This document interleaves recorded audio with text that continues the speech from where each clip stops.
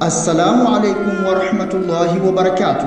Uongozi wa Madrasati Maryam ya Mfenisini Zanzibar tunayofuraha kuwaalika na kuwakaribisha Waislamu wote kike kiume, wakubwa na wadogo katika mashindano makuu ya hifdhil Qur'ani kwa madrasa yetu yatakayofanyika Masjidur Rahmani Mfenisini kwa Gube siku ya Jumapili ya tarehe 23 ya mwezi wa 3 2025 kuanzia saa 2 kamili asubuhi.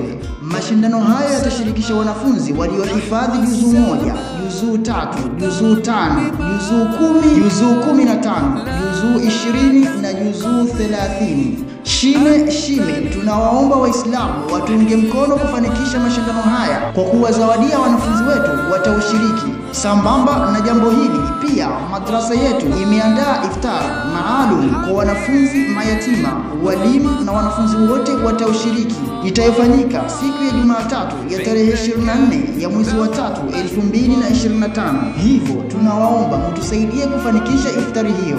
Tunawaomba Waislamu watuwasilishie sadaka zao hapa Madrasati Maryam ya Mfenisini au kwa kupiga simu namba